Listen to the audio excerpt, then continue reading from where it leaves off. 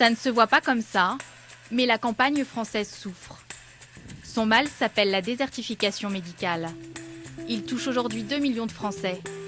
Dans les zones rurales, les médecins partent à la retraite les uns après les autres, mais ne sont pas remplacés. La nouvelle génération ne veut plus prendre la suite. Trop isolée, trop chronophage, la médecine rurale n'attire plus. Alors la campagne perd ses médecins. Mais les besoins des patients n'ont jamais été aussi croissants.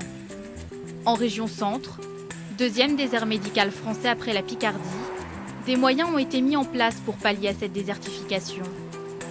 Nous avons mené l'enquête auprès des professionnels de santé qui ont déjà réfléchi à une nouvelle médecine, plus performante, plus accessible.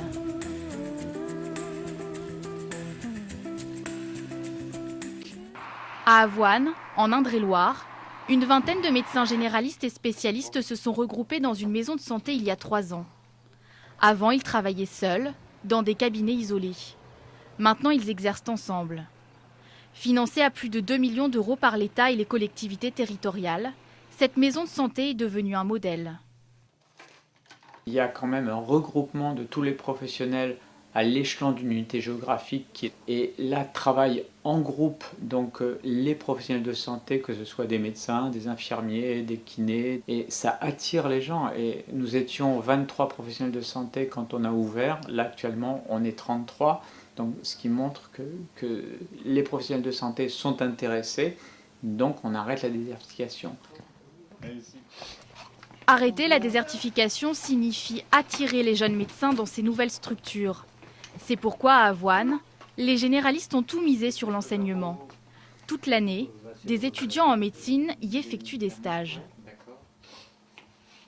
Et c'est très important d'accueillir des externes parce que très tôt dans leur cursus, ils voient comment on peut fonctionner en médecine générale, mais en médecine générale différente de l'ancien temps, c'est-à-dire dans des structures où on travaille en équipe, où on ne commence pas à des heures impossibles, on ne finit pas à des heures impossibles, où il y a une permanence de soins qui est assurée.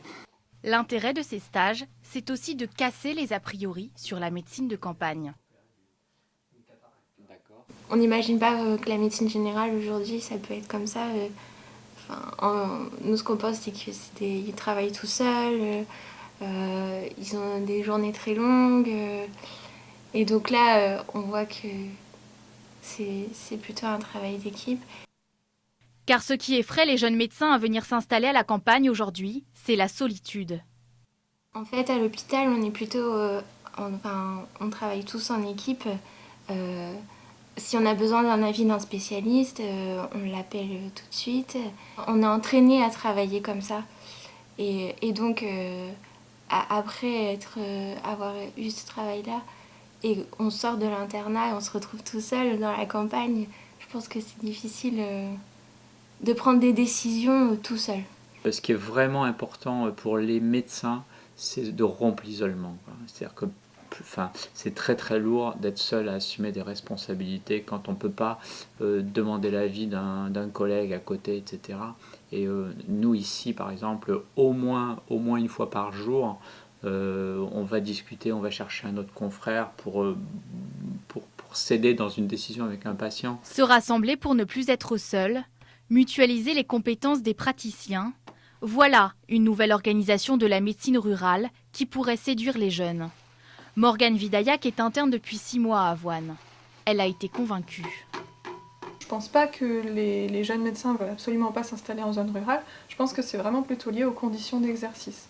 Actuellement, on parle beaucoup du respect de la vie privée, d'avoir du temps pour sa vie personnelle. C'est vrai qu'il y a ça, mais il y a aussi tout simplement travailler dans de bonnes conditions, avoir le temps de faire les choses correctement, pouvoir offrir aux patients ce dont ils ont besoin, ce qu'il y a de mieux pour leur prise en charge. Aujourd'hui, cette maison de santé soigne 180 patients par jour. Des établissements comme celui-là, la région Centre prévoit d'en construire une 50aine d'ici 2020, dans le cadre du pacte Territoire Santé. L'année dernière, la ministre de la Santé, Marisol Touraine, a présenté des engagements pour enrayer la désertification médicale. Parmi eux, le développement de la télémédecine.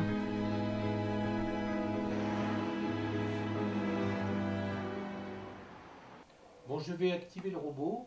Au CHU de Tours, Le professeur Arbeil n'a pas attendu ce plan d'urgence pour développer une pratique inédite en Europe. Depuis son bureau à Tours, il pratique une échographie à distance sur une patiente installée à 60 km. Il s'agit d'une technique nouvelle, la télééchographie.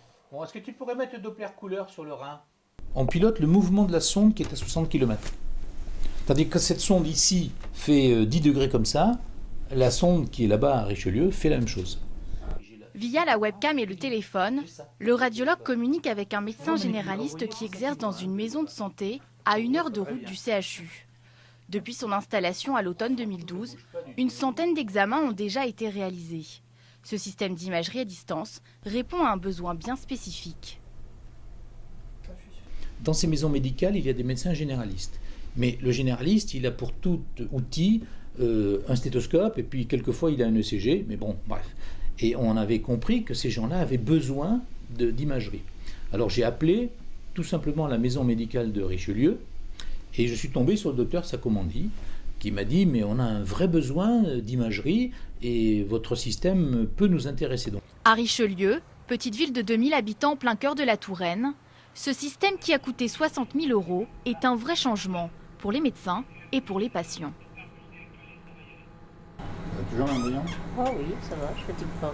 Ça évite aux patients de se déplacer, parce qu'à la campagne, pour faire une échographie de Richelieu, il faut faire minimum 20 km aller. Étant donné que les médecins sont en voie de disparition dans le milieu rural, ça nous permet de réaliser des examens dont les patients ne pourraient pas bénéficier à l'avenir. L'avenir, ce serait donc ça, dans ces zones isolées. Un avenir où ce serait l'écran qui ferait le lien entre les spécialistes, les généralistes et les patients. Et tout être humain a besoin d'être assisté un jour ou l'autre. Donc quand la demande devient trop forte, il faut trouver des moyens pour qu'un seul spécialiste puisse être accessible à une population énorme. Sinon, il y aura une grande partie de la population qui n'aura pas accès aux spécialistes. Seuls ceux qui seront, on va dire, à côté du CHU pourront y avoir accès, ce qui n'est pas logique. Une nouvelle médecine rurale est en marche. Saura-t-elle convaincre les futurs médecins à revenir soigner les 11 millions de Français qui vivent à la campagne ? Saura-t-elle être aussi compétente et accessible que la médecine pratiquée en ville ? Doit-on craindre un système à 2 vitesses au sein de notre pays ? Ce qui est sûr, c'est que la désertification médicale que nous vivons est en train de bouleverser notre système médical, aujourd'hui fragile.